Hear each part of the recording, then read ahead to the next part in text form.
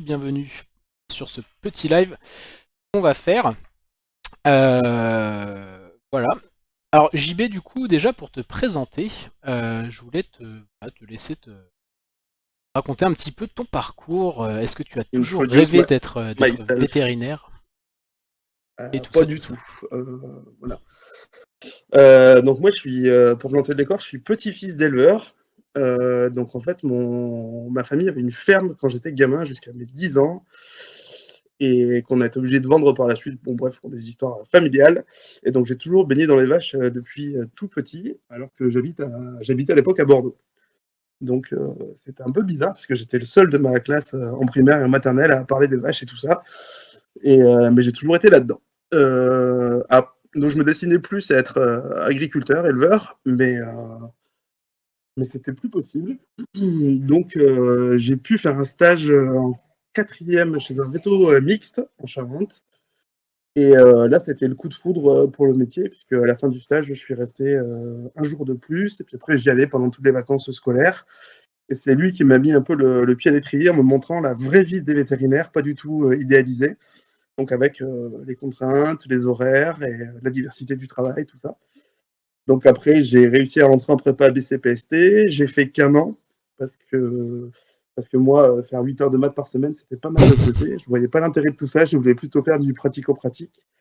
Donc j'ai fait un BTS analyse biologique et biotechnologique à Bordeaux-Blanquefort. Et j'ai passé le concours C, puis je suis rentré à l'école veto d'Alfort et j'en suis sorti en 2013. Ok. Voilà, même promotion que le bon docteur Buquier. Voilà, voilà, Alors, mon Neutral demande, parcours. l'élevage familial, c'était de la laitière ou de la laitante? Allaitant. Ah, Allaitant, ok. 40 limousines extensives pures. Donc, des vraies charognes à moitié sauvages. Tu t'es Mais pris quelques petits du coups coup, de... c'est ça. Mais du coup, je faisais du tracteur, on faisait les foins, les semis, les vélages, tout ça.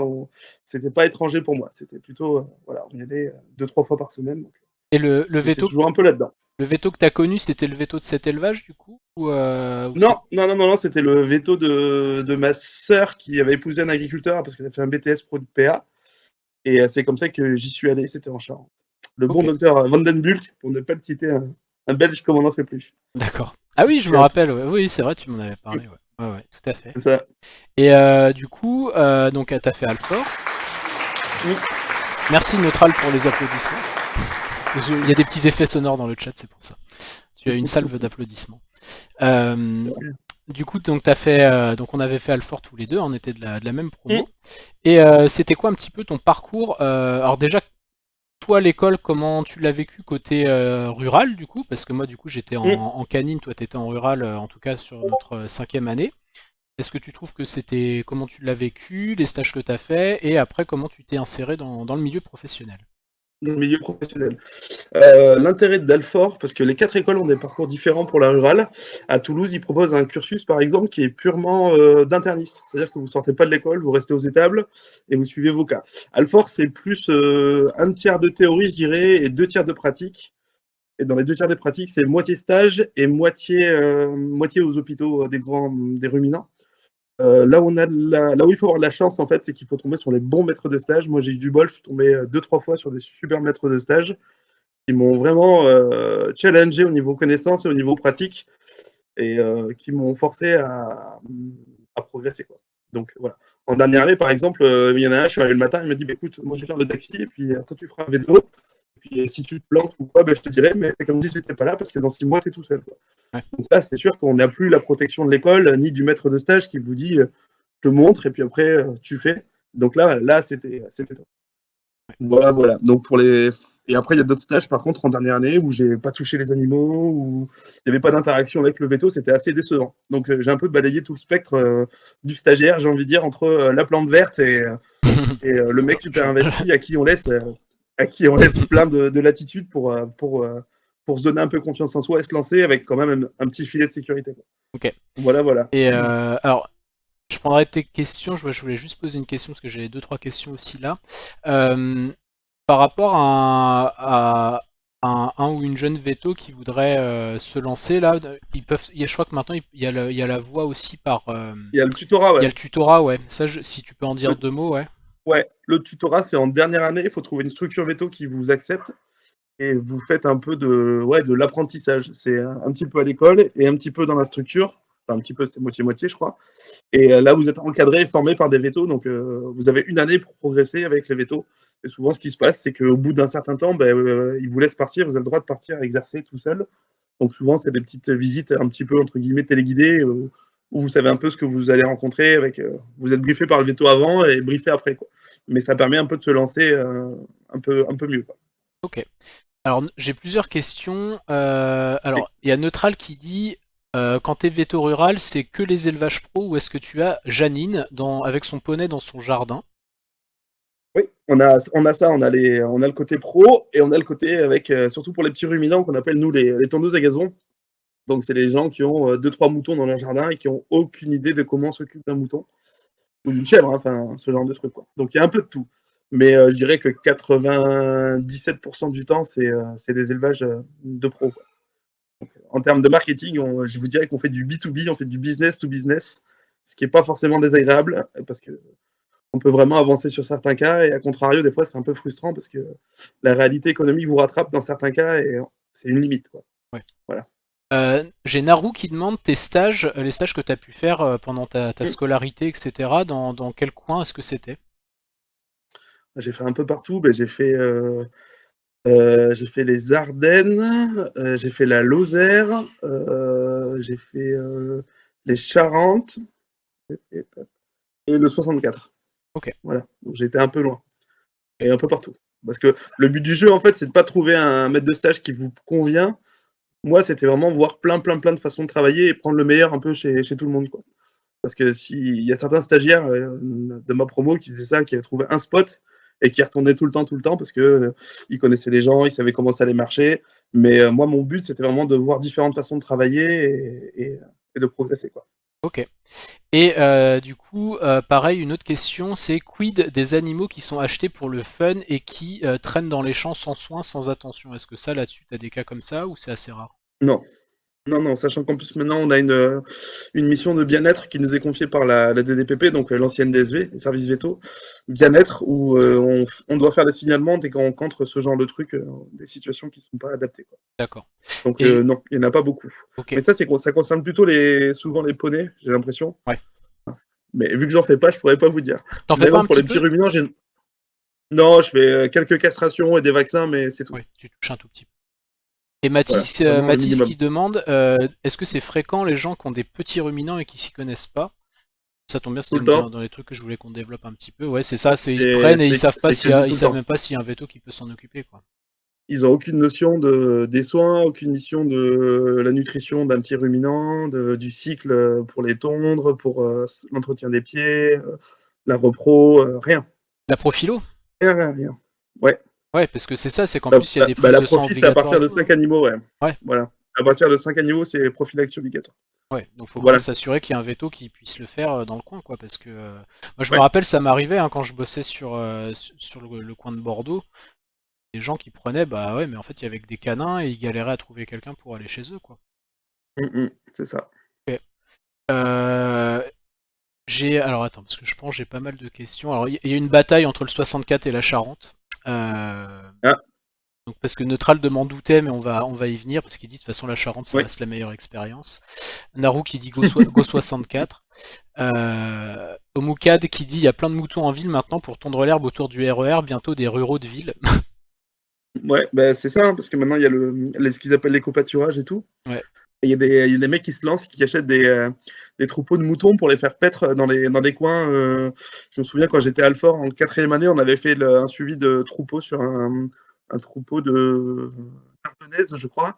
Et c'était dans une base militaire parce que c'était escarpé comme ça et qu'en fait, ils n'arrivaient pas à débroussailler ou à tondre, donc ils envoyaient les moutons dedans, quoi. ouais. Donc ça, c'est plutôt sympa. Mais bon, là, c'était un berger, donc il connaissait bien son taf, quoi. J'avais rencontré un mec comme ça, ouais, qui avait acheté plein de moutons et en fait il les louait aux entreprises, Mmh. etc. Ouais, pour faire tondeuse en Pour les fait. michouilles, mais bon, c'est du hygiénique, quoi. C'est ça, c'est un peu le problème, ouais. Alors attends, parce que j'ai encore d'autres questions. Neutral qui demande pourquoi facturer une castration quand il suffit d'un fil de fer bien serré? Question de Madame Alors, c'est pas Neutral un fil technique. En cas d'infection C'est virale, pas, ok, on s'en verra après. c'est pas un fil de fer. Tu peux faire la technique des cassos, mais bon, c'est une technique de Toulousain avec 2 bouts de bois que tu serres comme un malade au-dessus des testicules. Donc, c'est encore enseigné à Toulouse. Voilà. Ça, c'est chez les barbares. Nous, on apprend des méthodes un peu plus modernes. On va dire ça comme ça. Nous sommes d'Alfort, monsieur. Tout à fait. C'est bien de le répéter souvent. J'ai Kéké qui demande pour la prophylaxie, la limite de 5 animaux, Oui. c'est pour toutes les espèces ou est-ce qu'il y a des exceptions? Petit ruminant. Petit Petit ruminant. ruminant, il y a une tolérance jusqu'à à partir, c'est obligatoire 5 et plus. Pour les grands, pour tout ce qui est bovin, c'est à partir de 1. Et après, tout ce qui est cochon, c'est à partir de 1 maintenant pour la maladie de Geski. Et après, toute la volaille, il n'y a pas de déclaration obligatoire. Et les lapins aussi. Voilà. Ok.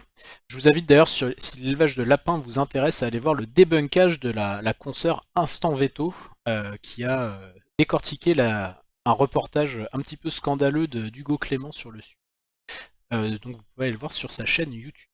C'est un très bon débunkage.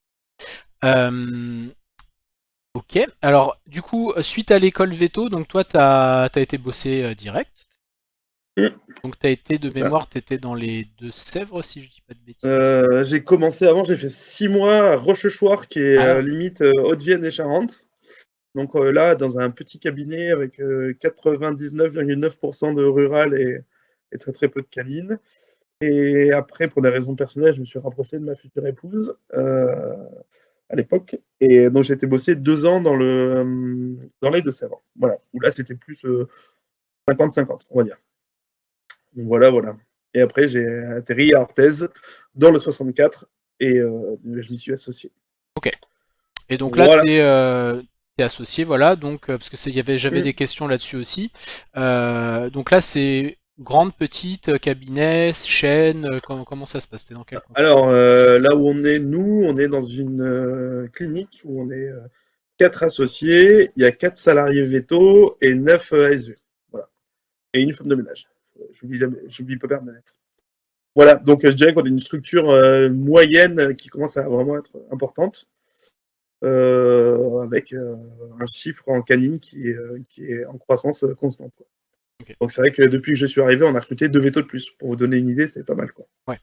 Et vous faites partie d'une structure plus grande? Et on est en train de se rapprocher d'un groupe de veto, d'un groupe de cliniques, mais un groupe de cliniques veto. Pas un groupe financier qui rachète des cliniques. Quoi. Donc c'est un groupe de plusieurs structures qui se sont fédérées et on va sûrement aller avec eux. Oui, ça pour répondre à des questions que j'ai dans le chat, en fait, les vétérinaires je sais pas comment on peut dire, mais se regroupent de plus en plus. Donc soit en fait, il y a des cliniques qui se font racheter par des gros fonds d'investissement type Anicura, Evidentia, etc. Même si ça ralentit un peu en ce moment. Voilà, qui sont des multinationales et comme dit JB, ouais, c'est en train de ralentir parce que le contexte n'est plus trop à l'investissement en ce moment au niveau international. Et il y a des vétérinaires qui font le choix, alors il y en a qui restent indépendants, totalement, entre guillemets, ils ont leur structure et ils restent dedans, et d'autres qui se regroupent et qui créent des gros regroupements de cliniques. Des groupes, ouais. Et en plus de ça, il y a... Pardon. Ouais. L'intérêt pour nous de le faire, en fait, c'est que toute la partie compta, RH et approvisionnement avec les médocs, forcément, on a plus de poids pour négocier les contrats de médicaments, tout ça, par rapport aux grosses structures. Plus on est gros, plus c'est facile, plus on a de poids pour négocier. Et toute la partie RH et compta, c'est bien d'avoir ses propres équipes. Au final, ça coûte moins cher parce qu'on fédère nos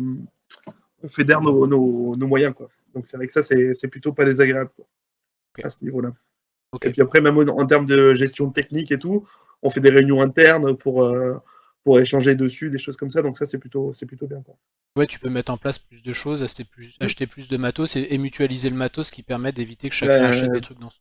Ouais, puis même payer des formations. Là, moi, je pars 3 fois une semaine à Paris pour une formation d'armatos, c'est un sacré coût.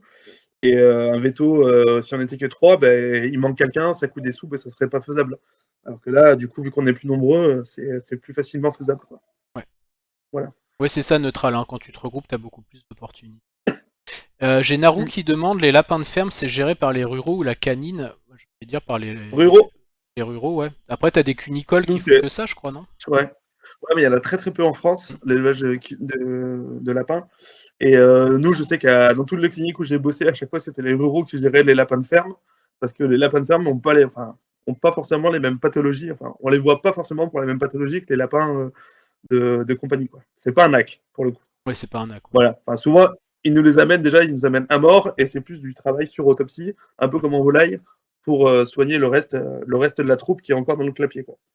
Mais c'est rare qu'ils nous amènent les lapins encore en vie, pas très très bien, quoi.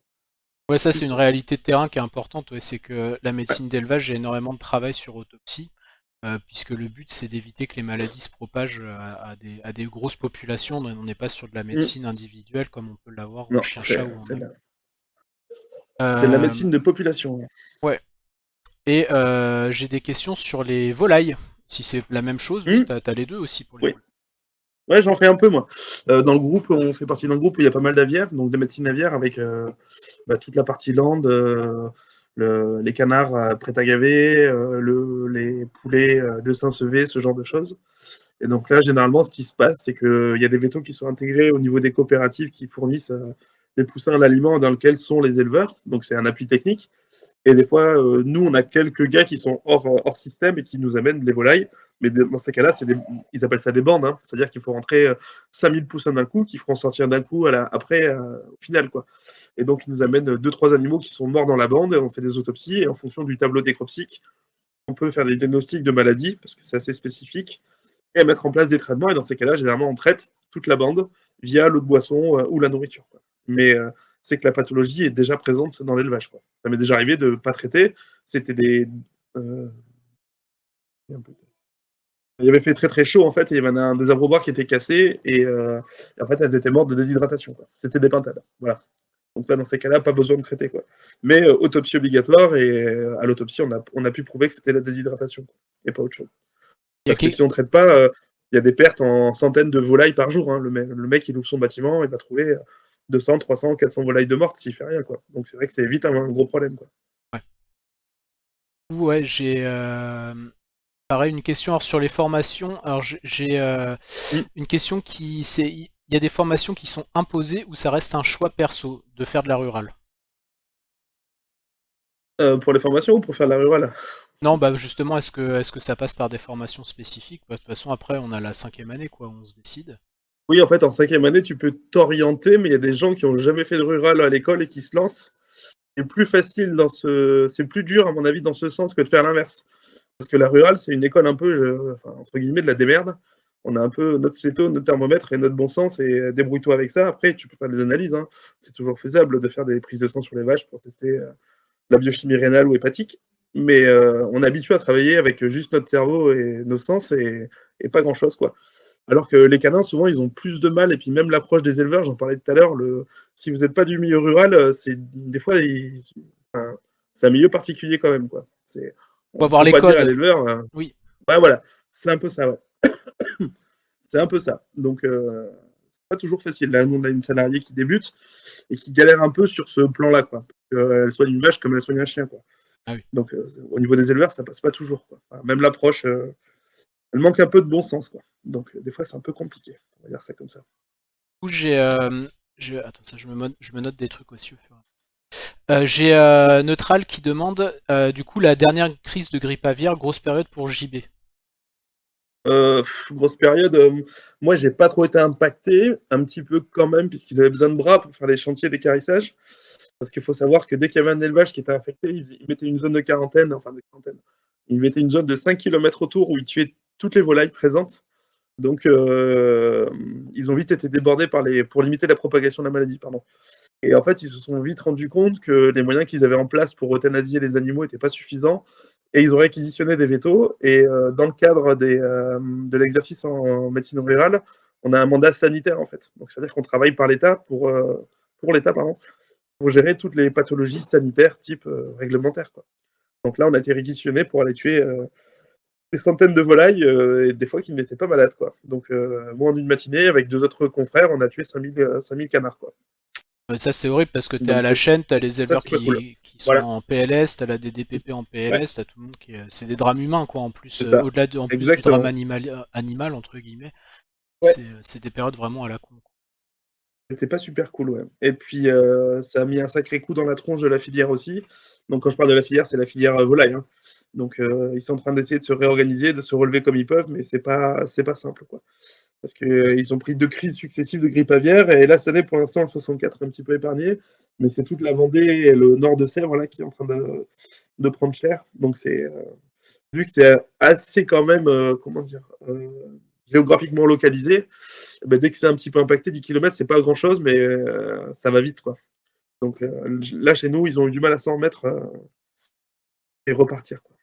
Ouais, bah en plus, C'était il y a eu compliqué. plusieurs années de suite, quoi, parce qu'ils en ont pas trop parlé là, parce qu'il y avait le Covid. C'est la troisième. Ouais, c'est ça. Et donc, ça fait C'est la 3 ans en qu'ils en 10 font ans, plus. en 10 ans, c'était la troisième qui prenait dans la tronche, quoi. Ouais. Donc la première avait tué tous les petits, puisqu'il avait fallu faire des mises aux normes sanitaires que les gars n'avaient pas les moyens de faire, donc ils n'avaient pas le droit de rentrer des volailles. Et après, quand vous êtes un petit peu juste en trésorerie, il n'y a pas de rentrée dessous, c'est compliqué, quoi. Donc ils sont indemnisés par la DDPP, par l'État, mais des fois les aides tardent un peu à arriver, quoi. Donc ça, c'est un peu Oui, c'est ça, compliqué. c'est que t'as ça aussi sur l'aspect prophylaxie. T'as Mm. les éleveurs qui peuvent mettre la clé sous la porte avant d'avoir les remboursements entre guillemets de leurs assurances et de l'État. Mais il y a eu aussi, il me semble, des cas, je crois que c'était pendant la fièvre catarrhale ovine, où tu as des vétos qui ont fait faillite justement parce que la prophylaxie n'avait pas Mm. été remboursée à temps. Il y a des trucs comme ça aussi. C'est ça. Ouais. C'est un peu compliqué. Ouais, Ouais. la prophylaxie, c'est toutes les opérations sanitaires qui permettent d'éviter l'émergence des maladies. En bovin, c'est surtout des prises de sang, des intradermaux tuberculinations qu'on fait au cou. Et nous, ça représente quand même entre 20 et 30% de notre chiffre d'affaires annuel, hein, ces choses-là. Donc, c'est sûr que on compte beaucoup dessus pour survivre, quoi. Ouais. Ça, on va en parler aussi, ouais, du coup. Mm. Ça, je me prends. J'ai Naru qui dit, par rapport à la canine, est-ce qu'il y a plus de garçons en rural? Alors ça, c'était vrai avant, c'est moins vrai maintenant. C'était vrai avant pour la canine aussi, hein. Faut savoir qu'il y a eu un gros switch à partir des années 70-80, je pense, je m'arrête, où la proportion de mecs et de nanas dans les écoles véto s'est inversée. Et donc, nous, nos années de sortie, on était à 80-85% de filles dans les promos, quoi. Et donc, sur les 15% de mecs qui restent, ils font pas tous de la rurale. Et il y a pas mal de filles. Nous, mes 3 dernières salariées, les 4 dernières, c'est des filles. Et sur les 4, il y en a 3 qui font des vaches et ça se passe très, très, très, très bien. Les éleveurs s'y sont faits et il y a pas de. Il y a quand même certains qui ont des petits relents de machisme, mais quand ils les voient faire, ils sont scotchés comme tout le monde, quoi. Parce que là où nous, on va forcer bêtement, parce qu'on est des mâles alpha, un peu bêtes et bas du front, où on va forcer comme des mules, elles vont trouver des solutions avec des bras de levier, des cordes, des machins, des trucs, et elles s'en sortent très, très, très, très bien, hein. Je fais Pas de une petite souci là-dessus. aparté, JB, a priori, il y a Magou qui nous fait un coucou qui est quelque part, donc je te propose qu'on lui fasse un petit coucou. Hey 15 ans Le après. stalker. Donc salut à toi Magou et bienvenue sur Twitch, puisque je crois que c'est ta première fois. Oh, Voilà. Tu putain. vois, c'est rien de très sorcier. Parce que oui, il y a Julie aussi, ce que c'est, j'avais posté sur Facebook, et il y a Julie qui fait ouais mais c'est quoi ces trucs de jeunes, machin. Je lui dis t'inquiète, je vais mis le lien, tu lui dis t'as juste à cliquer. Bon, je pense pas que Julie viendra, mais. Ouais, je pense qu'il y a autre chose à faire.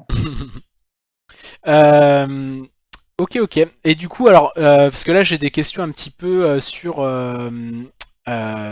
ce qui est ton rôle dans la clinique, alors aussi d'un point de Hmm. vue financier, à la rurale, alors, si toi tu veux en parler, à peu près combien est rémunéré un veto rural, alors ça peut être intéressant peut-être de dire les salariés, après à combien les gens peuvent après rapporter aux Ça, heures. franchement, Ouais. alors, faut quand même savoir que nous, dans notre profession, ça a toujours été un gros serpent de mer en stage, et j'ai jamais pu savoir combien mes maîtres de stage étaient rémunérés, quoi. C'est un truc où on n'en parle pas trop. Et nous, on paye nos salariés avec les gardes à 10% de plus que la convention collective. Donc, je crois, de mémoire, parce que je ne m'occupe pas des salaires, la dernière qui a le plus gros échelon, elle doit être à 3006 net par mois, je pense. 3000 et Quelque quelques, oui chose c'est comme ça, ça. avec les gardes, ouais. Ouais, Avec sans les compter gardes. la prime de fin d'année et tout ça. Enfin, Ouais, ouais. voilà. Et ça Mais on t'es, tourne autour de ça, quoi. ouais. Donc ça c'était à 10. En fait, de toute façon, t'es loin de 35 heures. De toute façon. Ah ouais, ouais, ça c'est sûr. Ouais. Ça c'est sûr. Et donc oui, en termes de rythme, moi j'ai 5 semaines de vacances par an. J'ai une garde par semaine. Donc une garde, ça veut dire que de 19h à 8h30 le lendemain, je suis dérangeable. Et j'ai un week-end complet, donc du samedi 17h au lundi 8h30 par mois. Voilà. Où je suis d'astreinte. Voilà pour le rythme. Ouais, c'est ça aussi l'intérêt d'être plusieurs et puis aussi d'à terme de De regrouper, faire c'est que tourner, ça ouais. permet Ah de ouais, pas parce être de que garde tous les jours, quoi. oui, parce qu'au début où j'ai commencé dans la structure où je suis, on était que 3 à faire les gardes, hein, donc ça revenait vite pour le coup. Ouais, ouais, Donc là, on est 6, c'est vachement plus confortable, quoi. ouais. Après, trop frustrant. Alors attends, j'ai Magou qui a envoyé un message. Trop frustrant de ne pas pouvoir vous répondre. Putain, vous m'avez fait venir sur Twitch. Alors, il y a un lapsus. Au lieu de dire les gars, elle a mis les gras. Alors, je sais pas si c'était fait exprès. La Ah, garce. toujours pareil. Je suis pas sûr que ce J'ai soit créé un un compte, lapsus. sinon je pouvais pas parler. Peut-être c'était peut-être mieux. Vous êtes beau comme des camions. Mais toi aussi, Mamagou. J'espère que ton projet se passe bien. On te suit de Ouais, près c'est en tout clair. cas. Sur tous les réseaux. En tout cas, ça fait bien plaisir d'avoir de tes news. Et au niveau, ouais, alors justement sur ce que tu dis en termes d'équilibre vie personnelle, machin, etc. Voilà, les enjeux, alors peut-être pas forcément toi ta vie privée si tu veux pas forcément parler, mais d'un point de vue général, Bon, ou les gens que tu j'ai connais rien. qui sont en rural, etc. Comment ça se passe? Parce que on a quand même quelques potes qui sont en rural dans différents Ouais. coins de la France. Bon, en fait, ça dépend vraiment de l'organisation interne de la boutique, quoi. Donc moi, j'ai 3 enfants en bas âge. Ça va de 1 à 7 ans avec un au milieu qui a 3 ans et demi, comme ça vous savez tout. Ma femme est infirmière et heureusement, elle a un emploi du temps qui est plutôt cool. Donc c'est elle qui assume quand même 80% de la gestion de la vie courante, quoi. Parce que moi, je pars le matin à 8h15 et je rentre le soir à 19h30, quoi.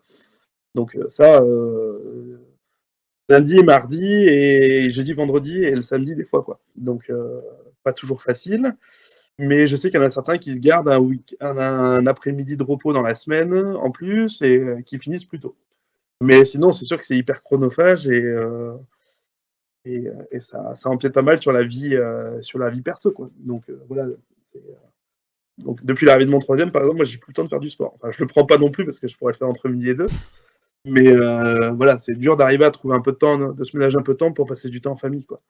Pas toujours facile, mais je crois que c'est un peu le cas d'un peu tous les vétos. C'est un peu, on a un métier un petit peu chronophage et je pense qu'on se protège pas assez pour vis-à-vis de ça. Mais les nouvelles générations ont d'autres besoins et d'autres attentes, donc j'espère que ça va bouger un peu là-dessus, quoi. Mais les anciennes générations vivaient vraiment ça comme un sacerdoce, hein. Donc, Je vous ils vivaient tease pour le métier, quoi. je vous tease un petit peu, mais je vais essayer de faire venir quelqu'un sur la chaîne dans quelques semaines pour faire comme on fait avec JB Soir, mais sur tout ce qui est épuisement professionnel, comment Ah, ça sera ménager. moins bien parce que ça sera pas moi, mais bon, c'est pas grave. Voilà, donc si ça vous intéresse, ça peut être pas mal, ouais, sur l'épuisement des soignants, etc. Mm. Voilà, voilà. Parce que je pense que c'est important d'en parler. Ok, donc là on a pas mal discuté un petit peu de ton quotidien, etc., les heures. Alors je Mm. vais juste aussi en revenir parce que c'est vrai qu'en France on a un peu de problème à parler d'argent, je sais pas pourquoi c'est un peu tabou. Ce qu'il faut Mm. voir en fait, un jeune veto qui sort d'école globalement, je crois de mémoire, parce que j'ai pas regardé les dernières grilles salariales, faudrait aller voir sur tes mavettes, mais grosso merdo un 35 heures, je crois que t'es dans les 1800 nets, un truc comme ça. J'ai regardé. Mais je crois que c'est à peu près Voilà, ça, hein. t'es Moi, un j'ai ça dans peu, l'idée, hein. voilà, t'es un peu moins de 2000, ensuite tu montes dans les 2000, 2004. Sachant qu'il change. Au début, on change d'échelon tous les 2 ans. On prend un échelon supplémentaire. Dans l'idée, c'est ça le. Mais ça, Voilà. on le fait que trois fois. Et après, si tu fais pas de garde, tu vas plafonner globalement à 2008-3000, je crois, hein, quand t'as échelon Mm, mm. 4. Ou, voilà. Donc Ouais, voilà. en brut mensuel, t'es à 4002, tu vois. En Donc, quoi, en ok, quel quoi. échelon? Échelon 4. Ouais, c'est ça. Donc 4002, vous enlevez 25%, et puis après vous enlevez les impôts, et puis voilà. Voilà. Et Ça, c'est quand tu Neutral fais qui dit, toi, du 216. ouais, Magou a dit 2005, ouais. Et Neutral, il dit, toi, Ouais. t'as la prime d'État Calvitie à plus 500 €. Voilà, 4002 brut a priori, Magou. Ouais, Sur, c'est ça. bref, faut voir si c'est des forfaits heures ou des forfaits jours. Bon, après, ça, c'est des. Voilà, mais Ouais, c'est parce pour que qu'après, vous ayez voilà, un il y a ordre différentes d'idée, ouais. modalités, ouais. Ouais, de combien ça gagne. Grosso modo. Mais grosso modo, c'est ça, ouais. Ouais, voilà. De toute façon, faut reporter toujours. Je crois que j'avais calculé parce qu'ils avaient sorti les revenus moyens des vétos français il y a 2-3 ans. Je veux pas dire de bêtises, mais il me semble que c'était du 4000 net. Si tu lisses Mm. les patrons, les salariés, tout ça. Et reporter après, bon, le problème c'est toujours pareil, c'est que tes 4000 nets, si tu les fais en 50-60 heures par semaine, ça te fait pas non plus un salaire horaire de taré, quoi. Voilà. Mm. Donc concrètement, les gens qui disent qu'on fait ça pour le pognon, il y a des moyens beaucoup plus simples de gagner beaucoup plus que d'aller s'emmerder à faire veto. La drogue. Par exemple. Enfin bon, hein. On donnera pas tous C'est nos. une piste, hein. On donnera Voilà. pas tous nos. Voilà. Voilà. Et donc Neutral qui dit ouais donc c'est quand même beaucoup de temps d'études, combien pour un salaire modéré? Bon, si tu passes toutes les étapes d'un seul coup, c'est 7 ans d'études. Ouais c'est ça. En généraliste Ouais. oui, puis après bah, c'est plus 12 si tu veux être Voilà. spécialiste. Mais après, ouais, tu fais pas veto si tu comptes gagner des milliers des cents. Mais c'est vrai qu'en fait, dans l'imaginaire français, le veto est un notable riche, quoi. Il était Donc, en tout cas oui. c'est vrai que c'est un peu dans l'imaginaire collectif, quoi. Ouais. Mais c'est vrai qu'en fait, vu que les Français ont la Sécu, ils ont aucune idée de combien coûtent les soins, des soins, quoi.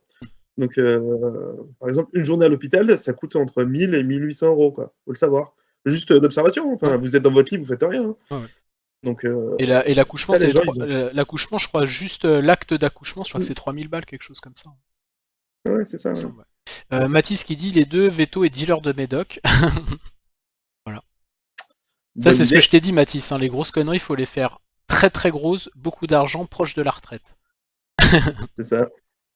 Moby Ou alors, Dick qui dit moi petit mais malin. je gagne plus d'argent, mais je me fais beaucoup moins chier. Moby Dick, c'est Nina. Je balance son. Euh, voilà.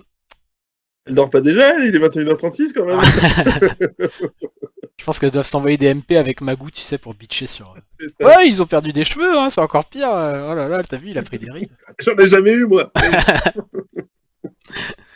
Aïe aïe aïe. Ok. Bon bah comme ça on a fait un petit Parfait. point là-dessus. Alors moi ce que je voulais te Oui. demander, si je sais pas s'il y a des questions, d'autres questions dans le chat avant qu'on passe. Alors Neutral qui demande concrètement c'est quoi Magou qui dit putain on est grillé et Neutral qui dit concrètement c'est quoi toi ton quotidien par exemple sur une journée type.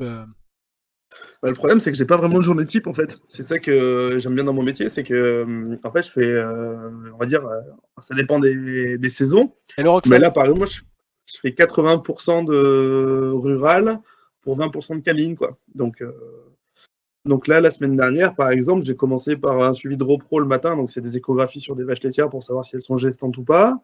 L'après-midi, j'ai fait de la prophylaxie sur des vaches.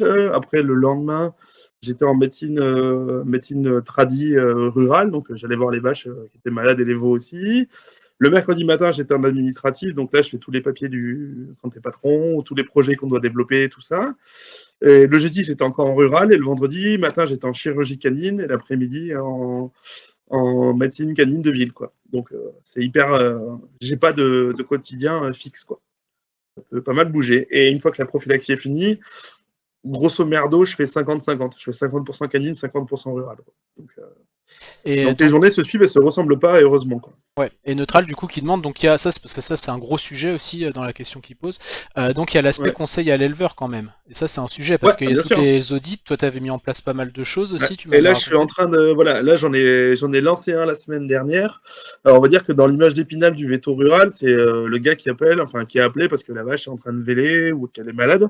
Et ce qu'on essaie de faire de plus en plus, c'est de la médecine préventive, à savoir, le mec t'appelle parce qu'il a un veau qui est en diarrhée, plutôt que de faire le veto pompier urgentiste, perfuser ton veau, faire les médicaments, tes piqûres, et puis en aller. Le but, c'est de comprendre pourquoi est-ce que le veau, il a eu la diarrhée, quel est l'agent causal, et qu'est-ce que tu peux proposer à l'éleveur pour limiter l'apparition de ça.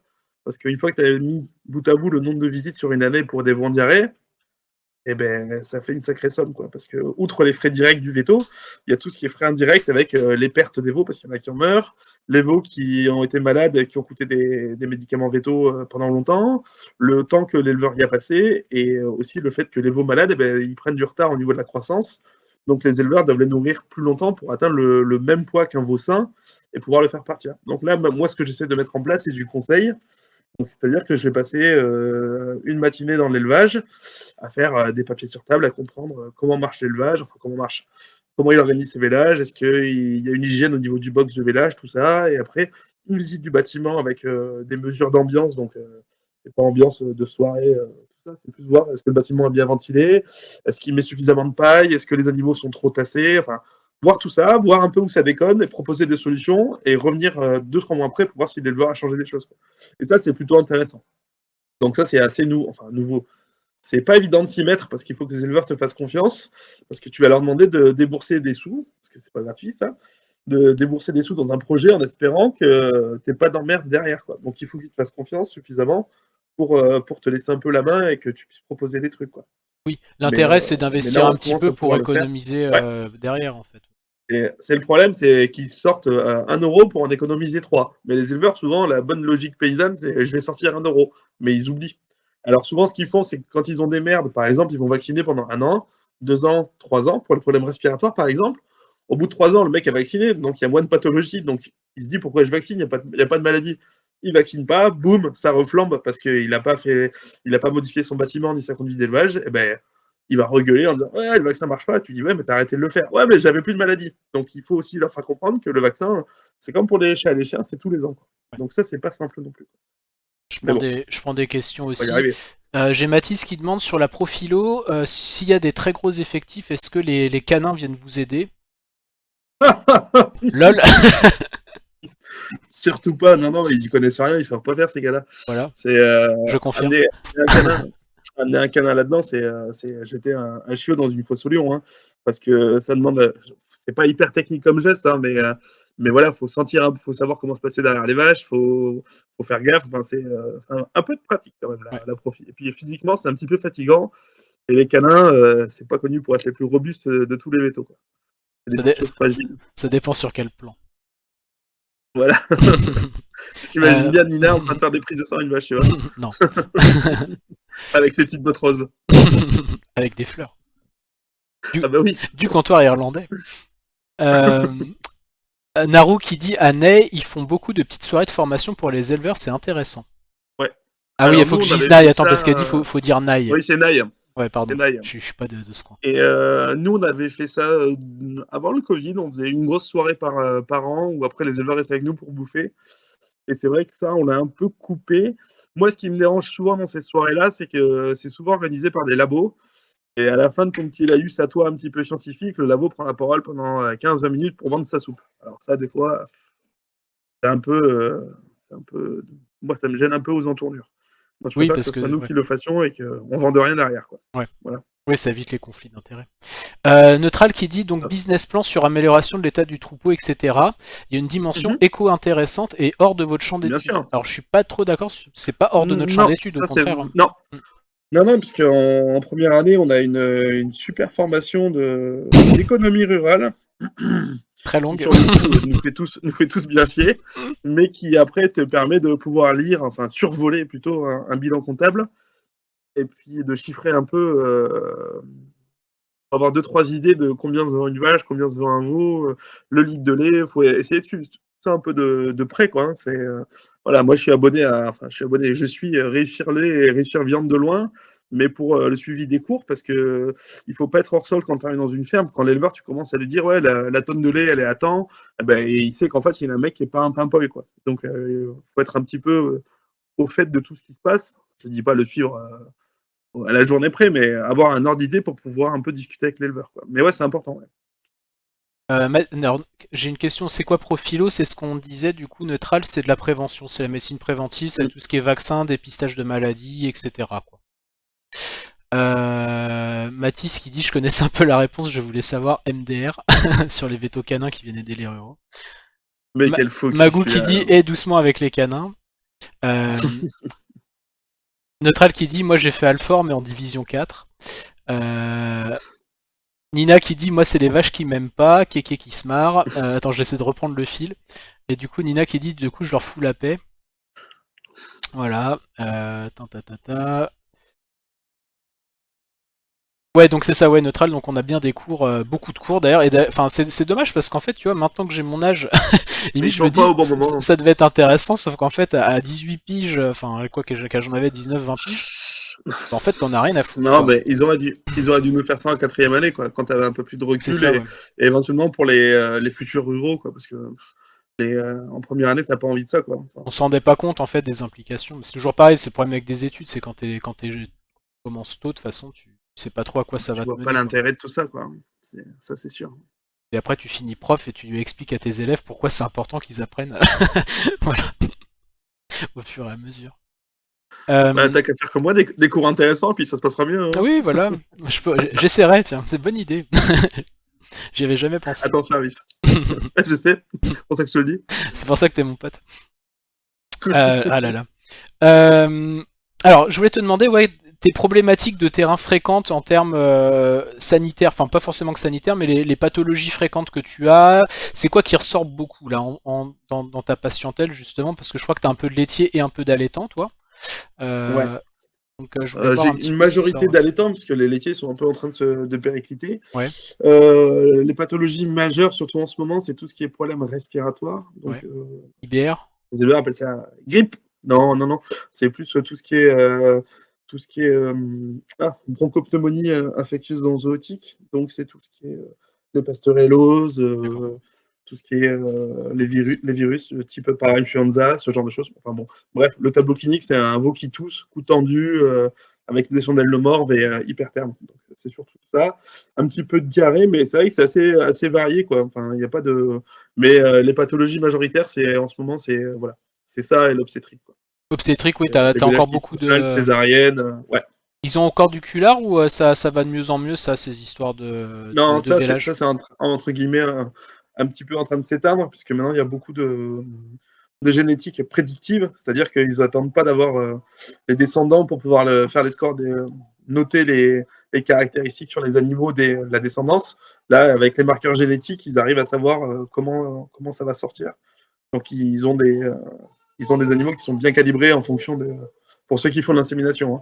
Ils ont des animaux qui sont bien calibrés par rapport aux mères, donc ça se passe bien. D'accord. Pas trop de cul là. Ok, et j'ai une double question qui est la même en fait, qui demande justement pour les problèmes respiratoires notamment, est-ce que c'est des problèmes de conduite d'élevage, de gestion, amélioration de la structure, ou c'est plus des problèmes justement d'ordre, enfin, est-ce que c'est des choses réglables en termes enfin on va dire sans utiliser de Oui, gros oui, mots de oui. C'est, zootechnie ou non, non, c'est les deux, hein, mais souvent le problème de respiratoire, il y a souvent un problème de bâtiment derrière quand même.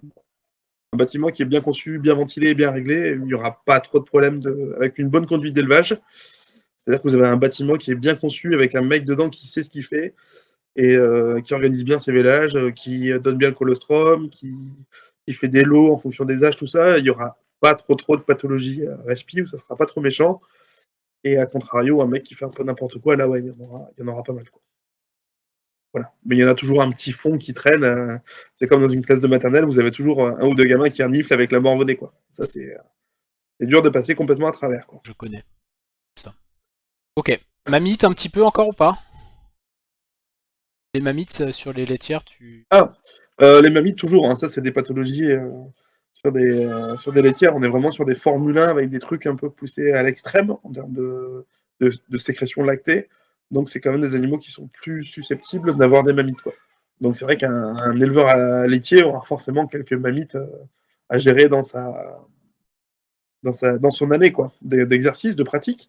Mais ça, ils savent le faire tout seuls, quoi. Pour les mammites qui sont cliniques, mais pas trop méchantes, c'est eux qui le gèrent tout seuls, quoi. Parce que C'est dans le bilan dans sanitaire le, d'élevage, ça. c'est dans le bilan sanitaire d'élevage, ouais, parce que chaque année, on fait un bilan sanitaire avec les éleveurs. Donc, on reprend avec eux les pathologies rencontrées sur l'année écoulée. Et s'il y a des pathologies inhabituelles ou récurrentes, on peut mettre en place des protocoles dédiés aux éleveurs, où comme ça, on n'est pas obligé de venir à chaque fois pour traiter, par exemple, les diarrhées des veaux de 4 jours. Mais on peut mettre en place un protocole où l'éleveur a juste à venir chercher les médicaments en routine et faire l'éleveur, on appelle ça l'éleveur infirmier. Donc, c'est lui qui va gérer la santé de son troupeau en donnant les médicaments, quoi. Et j'ai Naru qui demande s'il y a des maladies qui se transmettent entre le cheval et la vache. Je n'en sais rien. Les chevaux ne devraient pas exister déjà. Voilà. Mais de mémoire, je crois pas qu'il y en ait tant que ça. Entre vache et Comme mouton, il y en a, parce que je sais qu'il fallait pas les vache et mettre mouton, il y en a, ensemble. ça Voilà. c'est sûr. C'est sûr de sûr, mais entre chevaux et vaches, je crois pas. Ouais. Je Et crois j'ai pas. Roxane qui demande, salut à toi Roxane d'ailleurs, bienvenue dans le chat. L'audit, ça représente une grande part de ton boulot ou ça reste anecdotique par rapport à la médecine, quoi, médecine individuelle ou. Pour l'instant, j'en fais pas beaucoup, mais j'aimerais bien en faire plus parce que je trouve ça super intéressant. À mon avis, un peu frustrant à certains moments parce que tu n'arrives pas à faire ce que tu veux, parce que tu as une limite financière et d'implication des éleveurs et aussi de temps de leur part, hein, parce que c'est des gars qui sont un peu surbookés. Mais ouais, j'aimerais bien en faire plus. Ouais. Mais là, je dirais que ça représente 3-4% de mon travail, mon temps de travail. Quoi. Et Pas Keke qui beaucoup. demande s'il y a beaucoup de problèmes de pieds liés au bâtiment. Ouais. Ça peut arriver. Mais c'est pas tant des problèmes de pied, c'est plus des problèmes de boiterie qu'il peut y avoir, avec des vaches qui font, entre guillemets, le grand écart, Mm. qui s'écartellent parce c'est des glissades, quoi. Donc ça, quand elles sont en chaleur, elles se chevauchent, et à ce moment-là, elles glissent, et là, après, c'est compliqué pour les récupérer, quoi. Les problèmes de pied, c'est plus souvent dû à des problèmes nutritionnels aussi, et des problèmes de bâtiment. Il faut savoir que les laitières, il y en a certaines qui sortent jamais de leur vie une fois qu'elles sont en lactation, ou très très peu. Et forcément, si vous avez un béton qui n'est pas trop abrasif, eh ben, ça va favoriser une mauvaise pousse de corne, ou une ration qui est mal équilibrée, ça va favoriser la fourbure avec une Classicos. malposition du pied et une mauvaise usure de la corne, quoi. Donc c'est pour ça qu'ils font venir des gars qui s'appellent des pareurs, c'est un peu des maréchaux, qui vont venir tailler les pieds des vaches une fois tous les 4-5 mois, quoi, grosso modo, pour éviter que ça parte un peu trop en cacahuète, quoi. Moby Dick qui dit à quand la physio pour les vaches. Je pense que J'aimerais bien, mais ça existe déjà un tout petit peu. Ils ont un truc qui s'appelle des piscines gonflables qu'ils mettent sur les vaches qui sont couchées par terre. En fait, ils mettent la vache dedans, ils la remplissent d'eau et comme ça, avec la poussée d'Archimède, la vache se relève toute seule et c'est de l'eau qui est un petit peu tiédie et avec des jets pour essayer un peu de les masser. Et une fois que la vache est debout et un peu réchauffée, parce que ça la réchauffe, ils vident tout doucement la piscine pour éviter de lui faire trop mal, quoi. ouais, en fait, c'est vers de Donc, l'automatisation finalement de. il y a de plus en plus d'étapes qui sont automatisées, hein, parce que les mecs sont pas fous. Mais bon, pour répondre à Dominique, pour la physio, c'est pas fait l'histoire. C'est un peu compliqué. Mais pour les chevaux, je sais que ça existe bien, mais c'est pas les mêmes enjeux non plus, quoi.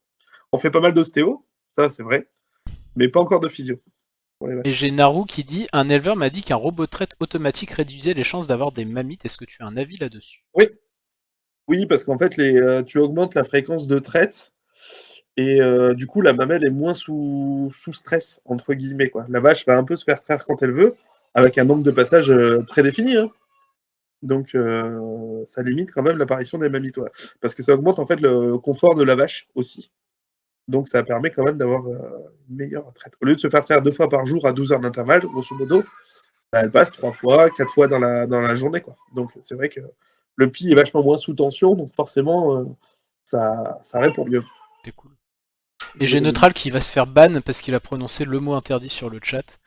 Mais bon, je vais quand même lire sa question parce qu'il est modérateur. JB, que penses-tu de l'homéopathie dans les traitements des troupeaux pros? T'es pas obligé de répondre. Je cherche là. Non, j'y crois pas du tout, du tout, du tout. Combien tu veux de Voilà. granules pour ta vache? Voilà. Ça fait beaucoup de sucre, hein, elle va être diabétique la pauvre bête. Alors, je sais qu'il y a des vétos qui sont spécialisés là-dedans, mais moi, l'homéopathie, j'ai vraiment du mal à y croire. Voilà. Mais il On fait va dire que exprès le pour nous principe même provoquer, de, hein. Il a fait voilà, exprès le pour nous. principe même de l'homéopathie permet pas d'avoir des tests qui permettent de prouver que ça marche. Donc, partant de là, déjà, c'est compliqué. Voilà. Donc, tu sauras jamais si ta vache a guéri d'elle-même ou si c'est les magnifiques granules magiques qui ont fait ça. Le sucre. Voilà. Après, donc il y a Roxane qui dit il faut qu'il sorte un iMove pour Limousine. Alors là, je pense que l'iMove, vu déjà son prix pour un bulldog chez la Limousine, ça va coûter 300 000 balles. Magou qui dit Nina, je te laisse tenter la Limousine dans ton tapis. Alors attends, je reprends les questions parce que j'ai beaucoup de. Ah bah t'as pas. Nananana.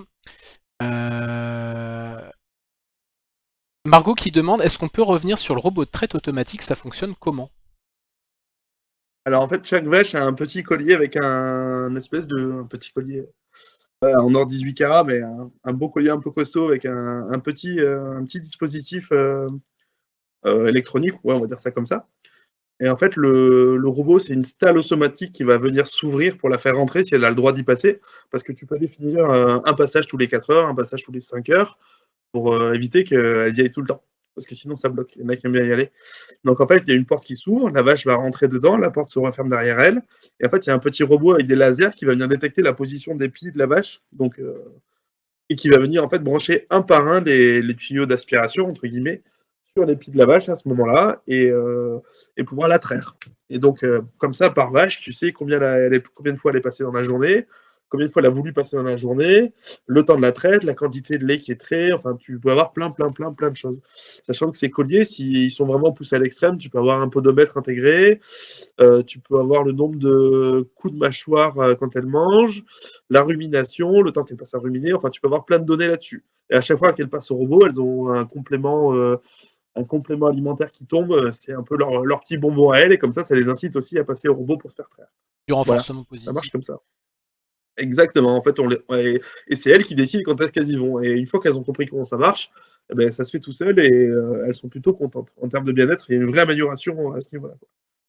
Il y a Voilà. Neutral qui fait le troll naturopathe, hein. Il dit pourtant l'huile d'amande douce traite très bien la mamite. Ce à quoi Roxane répond on va t'envoyer en stage avec JB pour que tu puisses tester tes huiles essentielles. Et après il dit oh nom de Dieu, ils viennent de marquer un essai. N'importe C'est quoi. pas vrai? Voilà. Et Margot te dit C'est vrai, ça, merci. mi-temps. Non, non, je pense qu'il regarde pas du tout le rugby, connaissant la bestiole. Ok. Moi, je voulais parler un petit peu aussi avec toi donc des enjeux un peu plus, on va dire, d'actualité. Mhm. J'en avais noté quelques-uns, notamment les enjeux autour des déserts médicaux, parce Mhm. qu'il y a des problématiques liées à ça. Donc, quand j'étais à l'ordre, on Ouais. avait pas mal travaillé là-dessus. Et je voulais voir un petit peu ton sentiment. Déjà, est-ce que vous êtes touché dans ton coin? Comment vous vous organisez, etc. Juste pour la rurale, tu veux dire? Alors pour la rurale, après tu peux dire un petit mot en canine aussi. Pour la rurale, nous, on est encore à un point d'équilibre où on a suffisamment d'éleveurs pour que nos gardes, je vais être franc, hein, soient rentables. C'est-à-dire que quand nous, on paye nos salariés, enfin, faut qu'il y ait un nombre de sorties minimum, entre guillemets, pour assurer le service, quoi. C'est aussi soutenu par le fait que nous, on fait de la mixte, donc on a encore les chiens et les chats qui nous permettent d'être rémunérateurs au niveau des gardes. Donc nous, on a ça et on y tient pas mal. C'est vrai que moi, je pense que faire les gardes, c'est vraiment une des bases du métier de veto, hein. Et pour l'instant, on a un rayon d'action qui est cohérent et qui ne met pas en danger ni nos éleveurs ni nous. Alors je sais qu'il y a certaines cliniques du nord du département qui se sont regroupées pour le coup. Et eux, par contre, ils doivent faire pas mal d'heures, quoi. 2, 3, des fois, ça va jusqu'à 2 heures, hein, donc, de route, hein. Donc c'est plutôt compliqué là-dessus, quoi. C'est dangereux quoi. Donc, ouais, ouais, c'est dangereux pour tout le monde, mais d'un autre côté, je comprends les gars, parce qu'il y a de moins en moins de vétos qui veulent faire de la rurale, donc ça devient compliqué. Donc, sur des secteurs un petit peu tendus, faut savoir que la moyenne des vétos ruraux en France, je crois que c'est 55 ans. Donc, c'est plutôt âgé, quoi. Donc, quand tous ces gars-là vont partir à la retraite, ça va être compliqué de remplacer tout ce petit monde, quoi. Donc, nous, on a du bol, on a une équipe qui est plutôt jeune, mais voilà, quoi. C'est pas si simple, quoi. Ouais. Ça je voulais rajouter, c'est qu'il y a beaucoup de gens qui s'imaginent parce que les gardes de nuit, etc., ça coûte assez cher. Je pense en canine parce que moi c'est ce que je connais. Mais il faut savoir que la Mm, plupart des cliniques qui font les gardes le font soit parce qu'ils n'ont pas le choix, parce qu'on a une obligation de soins quand on ne peut pas référer à une clinique qui les fait pour nous, et surtout mm. que c'est à perte. C'est très très difficile de rendre rentable un service de garde. Donc en fait, quand vous allez en urgence chez votre veto, que vous le dérangez la nuit, souvent lui perd de l'argent en fait. Donc c'est vraiment un Voilà. service à perte. Et du coup, Mm, comme dit JB, en fait, dans ça tu me diras, tu seras peut-être pas forcément d'accord, mais pour moi en tout cas sur de la canine, il y a certains actes qui sont rentables, qui permettent à la clinique de tourner, pour qu'on puisse à côté faire beaucoup d'actes, enfin quasiment à perte en fait. En gros, en canine, ce qui rapporte, ça va être par exemple de faire des vaccins, des castrations, pour financer les hospitalisations, etc., qui même si à la fin mm. représentent des sommes qui ont l'air importantes, mais qui finalement en fait ne sont pas suffisamment importantes pour que la clinique vive dessus. C'est un équilibre en fait Mm, mm. entre pas mal de choses pour que ça continue à tourner, quoi. Voilà. C'est ça. Et Roxane qui demande est-ce que tu as un turnover élevé dans ta clinique et comment tu gardes les jeunes ruraux? Ouais, les jeunes ruraux, c'est pas compliqué. Faut juste un patron qui soit un petit peu charismatique et c'est sympa. Enfin bon, voilà. Non, mais nous, bref, plus sérieusement, nous déjà, on les paye un peu plus que la convention collective, là, le salaire de base, parce que je trouve que c'est important quand il y a des gens valables, de les garder, hein. Et ça passe certes par la reconnaissance sur l'épaule, mais ça passe aussi par le portefeuille. Enfin, je veux dire, on a tous des loyers à payer à la fin du mois, tout ça, hein. Donc, les gens qui travaillent bien, faut les féliciter, faut leur dire. Ça, nous, on le fait pas mal. Et aussi, on leur confie des responsabilités au sein de la structure, quoi. Donc, c'est important. Puis, on leur donne des projets à faire en autonomie. Elles gèrent pas mal de trucs et elles le savent, quoi. Donc, ça, c'est plutôt cool, quoi. C'est pas que des salariés, entre guillemets, lambda. Faut les motiver. Et pour les motiver, faut leur faire le travail du quotidien, plus leur laisser des petits projets perso à elles. Donc, il y en a une qui développe le secteur NAC, parce qu'elle aime bien les NAC. Charlotte, elle va aller se former plus à Toulouse en suivi de troupeau. Donc voilà quoi, faut les épauler aussi dans leur projet financièrement et aussi en leur libérant du temps pour le faire aussi. Et puis tu vois, on n'est pas chiant sur les horaires. Des fois, elles ont des rendez-vous médicaux, faut qu'elles partent à 17h une fois de temps en temps. Et ben, tu dis oui, tu les laisses partir et puis voilà quoi. Faut être souple aussi quoi. Donc c'est de la reconnaissance, mais après, je sais que moi, pour le 1er janvier, j'ai eu 7 chanchas à recoudre. Et ben, j'ai appelé 2 salariés, un de mes associés qui était là. Quoi. Donc, un 1er janvier, je suis pas sûr dans beaucoup de boîtes, t'appelles des gens en disant je suis dans la merde, tu peux venir m'aider. Je suis pas sûr qu'ils viennent. Quoi. Mais d'un autre côté, quand elles ont besoin, quand c'est un week-end où moi je suis pas de garde et que je suis à la maison, ben, elles ont besoin, mais j'y vais. Quoi. Donc, c'est donnant-donnant. Donc, c'est vrai que là, on a du bol à tomber sur 2 super salariés et on essaie de tout faire pour les garder. Quoi. Voilà. Ouais.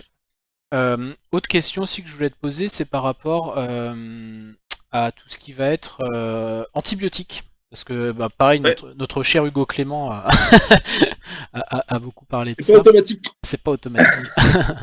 Et donc, C'est pas automatique. est-ce que l'on mange des antibiotiques dans notre assiette? C'est ça la question. Non, non, non, surtout pas.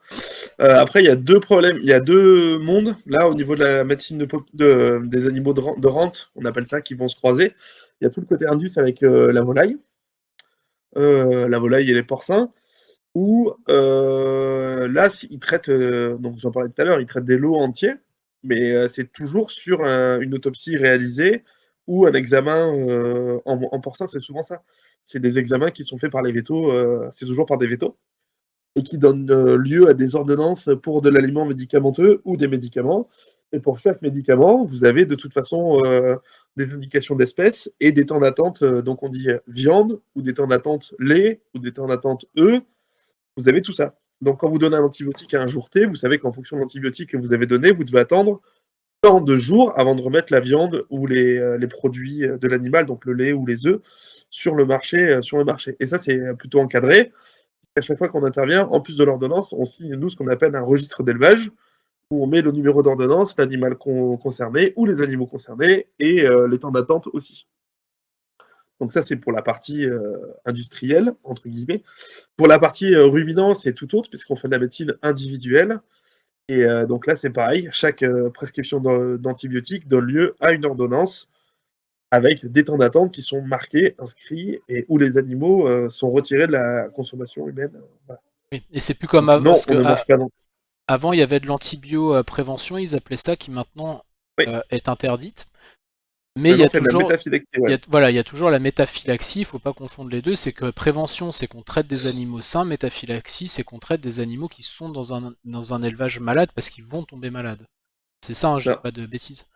Voilà. Tout à fait. Bah, par exemple, moi, ça m'arrive de traiter des lots de broutards, donc des jeunes bovins, parce que sur 60 broutards qui sont ensemble, bah, il y en a 10 qui sont malades et qui toussent, et on le sait, ça a été documenté. Si on ne soigne pas les autres, tout le monde va attraper la maladie. Quoi. Donc on a le droit, dans ces cas-là, c'est assez restrictif, il faut prouver qu'on faut le faire. Donc on ne fait pas ça n'importe comment. Voilà. Ok. Et du coup, d'ailleurs, je crois que il y a eu des nouveaux chiffres qui sont sortis sur les antibiotiques. Je crois qu'en veto, on a diminué de Ouais, 60% la consommation. Hein. c'est ça, ouais, plus de Ouais, 50%. Ouais. ce serait bien que, voilà. C'est pas le cas de la médecine humaine. Oui, voilà, Enfin bon, j'osais pas le dire, mais on va le dire. Oui, c'est pas le cas bref, de la médecine humaine. Ils, moi je ils le en, dis. ils en sont très très loin, ouais.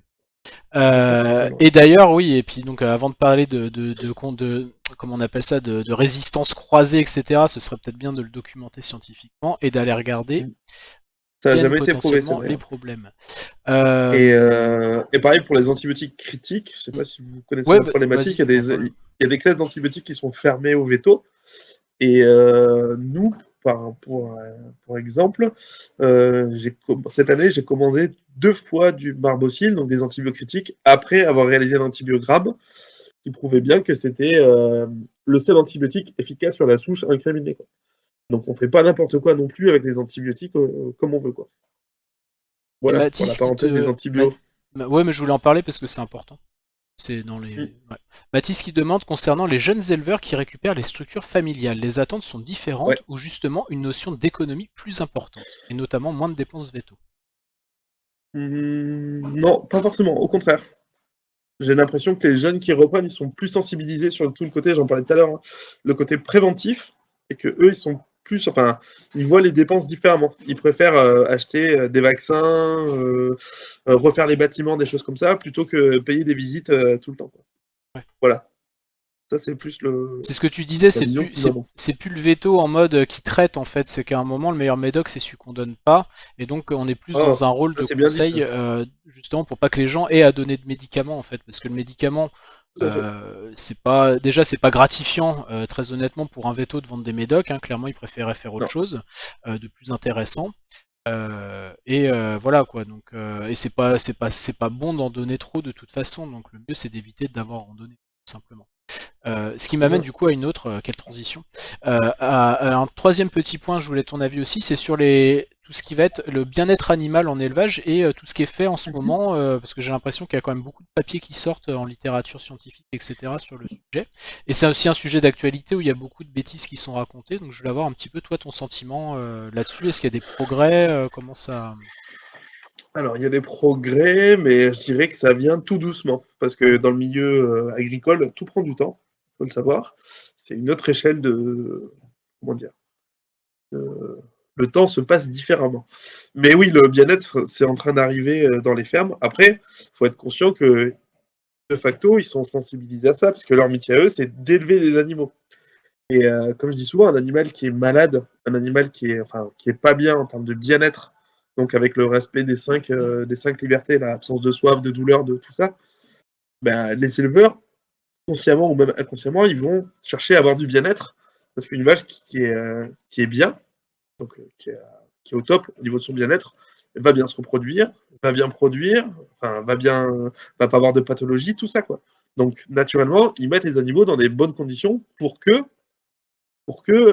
le bien-être soit respecté. C'est quand même très très rare les cas où les animaux ont pas de ça. Mais on est en train de pousser le curseur un peu plus loin, ce qui est pas plus mal, parce qu'il y en a certains, les notions du bien-être, c'est des notions des années 60. Hein.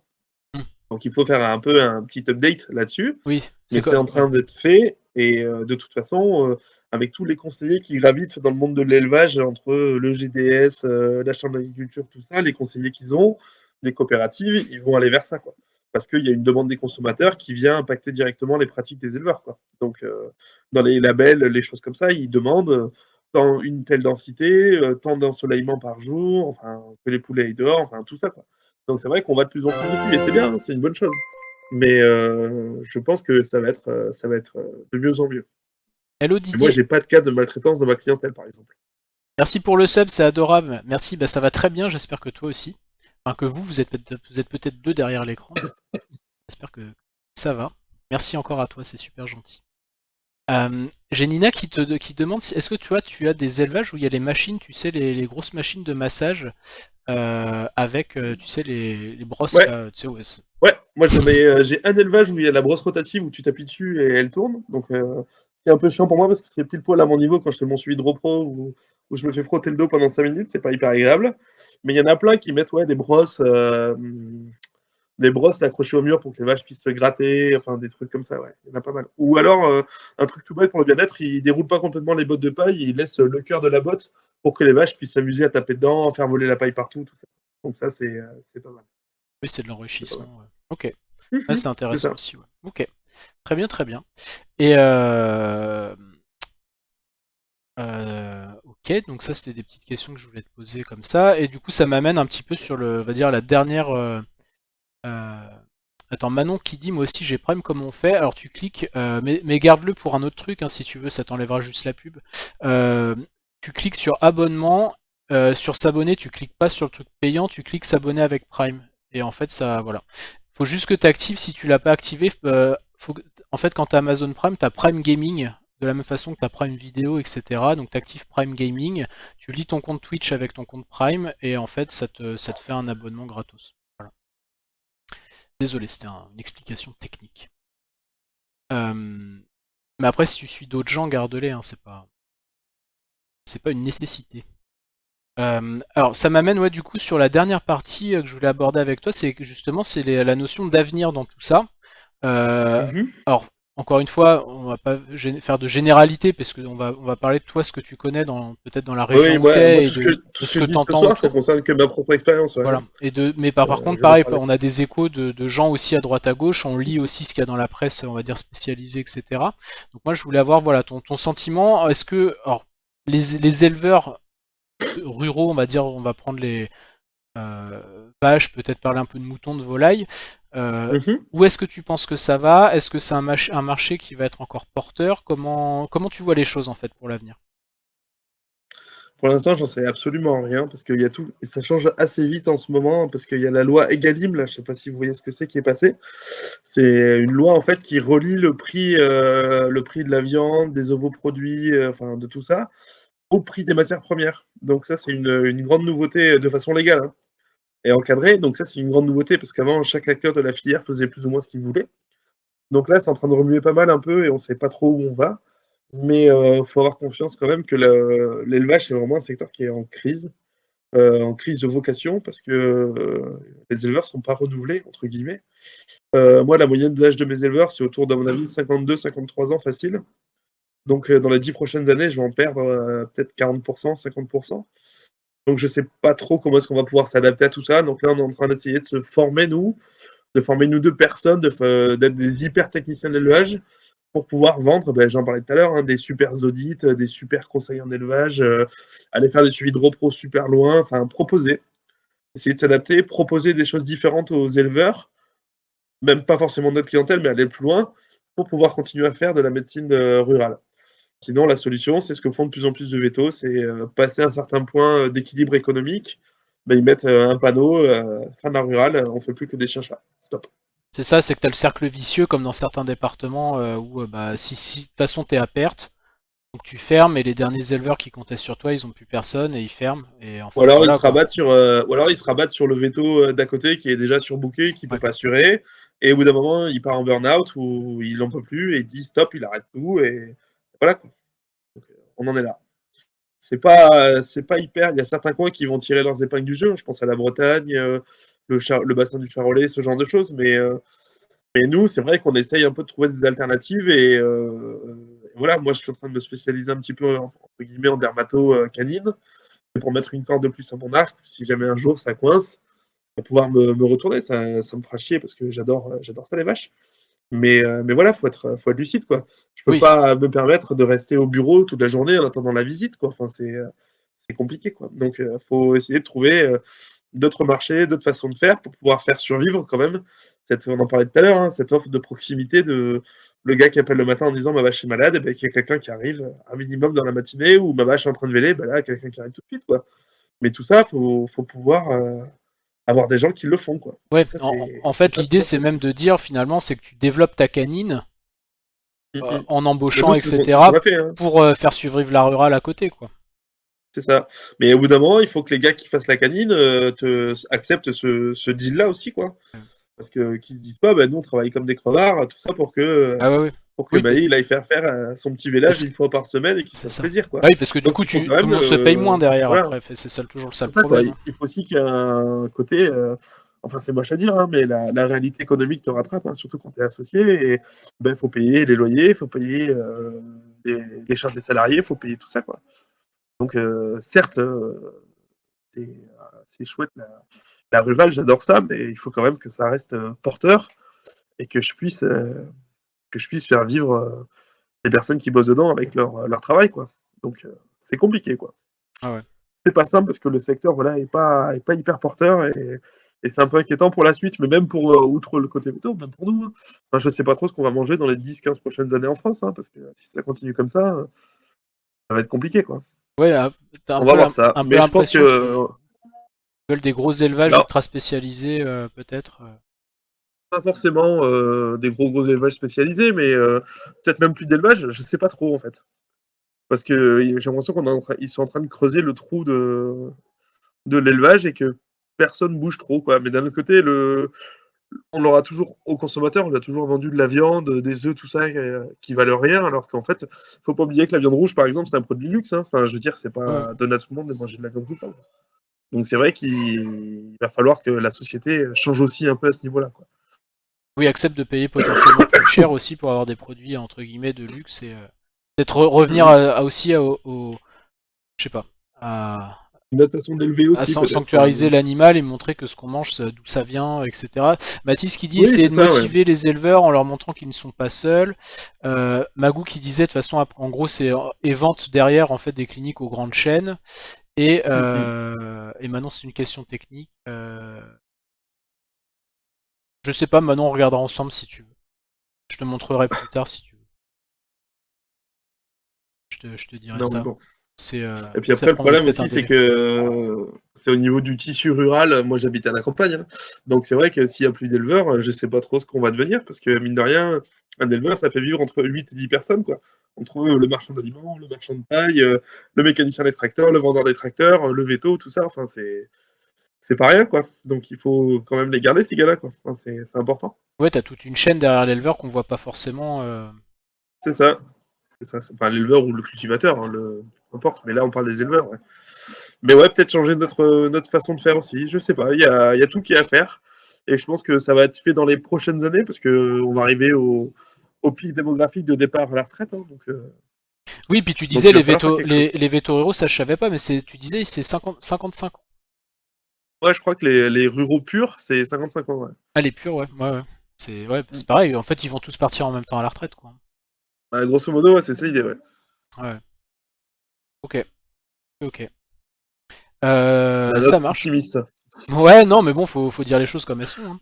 Est-ce que vous Ah avez ouais. des... Parce que de toute façon, je pense, je vais regarder. Est-ce que vous avez des questions particulières? Moi, sur un petit peu ce que je voulais traiter et tout, je suis ok. JB, toi, je sais pas si toi tu voulais rajouter des choses. On a fait un petit tour assez Non, pas sympa. spécialement. Ouais, Est-ce c'était pas mal. est-ce que dans le chat, vous aviez des petites questions que vous vouliez poser à, à notre cher JB aka Veto Rural? JBVR, ce sera ton nom de streamer maintenant. Ah si, il y a Manon qui te demande, ça t'apporte quelle dimension d'être prof? T'as toujours voulu être prof en plus. Ouais, c'est vrai que j'ai tout. Ouais, non, pas toujours, mais oui, Si, j'ai tu m'en toujours bien parles. aimé expliquer des choses. Donc, en particulier à votre cher professeur Buquet dans nos révisions, parce qu'il comprenait pas grand-chose, le pauvre. Mais bon, enfin bon, ma vocation a commencé là. J'ai envie de dire Ouais, ça comme c'est ça, ça. j'étais ton premier élève, tu vas dire. Salut Magou, Non, mais merci d'être venu. non, mais Bisous. ce que j'aime bien dans le fait d'être prof, c'est bah, déjà de faire découvrir un peu mon quotidien. Et puis, de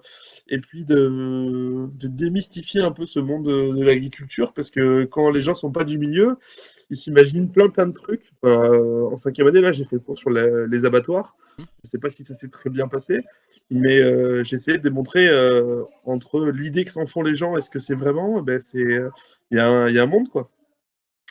Et ouais, puis transmettre ce que je connais, puis essayer d'apporter des. Ouais, c'est ça, c'est la transmission. J'aime bien avoir des stagiaires veto aussi ouais, pour transmettre, parce que moi, on m'a appris plein de trucs quand j'étais en stage et tout, et puis ça, je trouve ça important ouais, transmettre, donner des idées, des choses comme ça, c'est pas mal, quoi. C'est c'est ça. Et j'ai Keke qui dit pour faire pareur, faut faire veto ou tu peux passer une formation. Non, t'as une formation qui existe, t'es pas obligé d'être veto, ouais. Tu peux. Oui, c'est sympa, puis bon, après, parce que t'es Keke, toi, ça peut être un complément qui est sympa aussi, par exemple, Ouais. à l'ostéo. Et du coup, bah, Manon qui dit qu'est-ce que toi tu penses de l'ostéo dans le monde rural? Je pense qu'il a complètement sa place. Ça, je le dis souvent en cours. Là, tu vois, la semaine dernière, j'ai fait un vélage en siège complet sur une vache qui était couchée parce que l'éleveur l'avait pas vue, avec le veau qui était complètement engagé dans la filière pelvienne. La vache a du mal à se relever et on a fait intervenir l'ostéo direct. Enfin, dans l'après-midi, l'éleveur m'a appelé en me disant tu connais le numéro d'ostéo. Hop, j'ai fait le numéro que je connais. Et de plus en plus, chez les éleveurs un petit peu techniques plus, on fait intervenir l'ostéo, quoi. Donc ouais, ouais. Le seul truc, c'est qu'il faut juste pas tomber sur un charlot. Et Ouais, ça, ça, c'est pas toujours facile. Ça, c'est pas toujours facile. Miaou. Ah, mais nous, on est dans la patrie de Zénonie, alors c'est la galère, hein. Et, mais oui, oui, même faire venir en canine un gars, ça pourrait être cool, quoi. Mais on n'a pas encore de. Là, pour l'instant, on bosse avec une méthode de Tardette qui est ostéo, qui est sympa. Mais je me disais plus tard dans le groupe, pourquoi ne pas avoir un ostéo presque dédié qui aurait des jours de présence, quoi. Mhm. Ça, c'est une piste à creuser, quoi. Ah ouais. Ça s'excite Au dans moins, le chat, là, il y a Mathis qui dit on arrive. non, mais on avait dit des bons ostéos. C'est ça le plus dur à trouver. On a dit pas des charlots, Mathis. Qui passe son diplôme et on en reparlera après. Non, mais oui, il y a de quoi, ouais. Ok, C'est de quoi faire. ok. Bon, bah écoute, je te remercie, c'était bien cool. Mine de rien, C'était avec bien plaisir. cool. Et Naru qui dit il y aura aussi une super ostéo à Oloron. Manon qui dit je postule que si j'ai le droit de chanter. C'est pas pour... Tu as des talents de chanteuse. Ah, de chanter, oui, c'est pour le chant polyphonique, j'ai compris. Tu sais, parce qu'il y a. T'en as entendu parler de ça aussi. Ouais. Ah, mais c'est plus la mode. Maintenant, moi, j'aimerais bien avoir du bol tibétain. Je préférerais. Ouais, mais Je ouais. trouve ça plus détendant.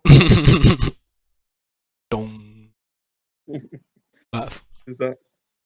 faut faire une étude, hein, peut-être. Ouais, tout est ouvert, hein, tout est ouvert. Manon, j'adore les bols. Moi aussi. Bon bah écoutez, en tout cas, je vous remercie, je vous remercie tous, c'était cool. Merci à toi JB aussi. Merci à vous. Je suis bien de l'invite. content d'avoir pu partager ce, Bah oui. ce petit moment avec toi. Voilà. C'était bien sympa, ouais.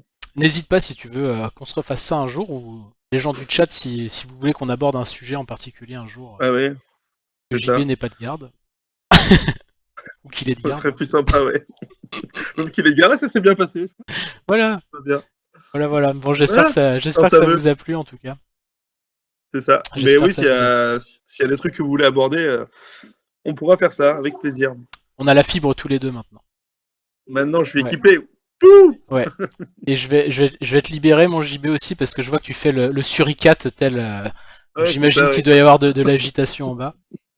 Il y a mon deuxième qui veut pas aller au lit, là, c'est Ouais, la guerre. ouais, bah, je vois ta petite goutte de transpiration. Tu fais un gros bisou à tout le monde et merci encore. Ouais. Et merci à vous les loulous, Merci. je vais arrêter le stream aussi. Bonne soirée à tous. Allez, Salut. Je vous laisse et je descends.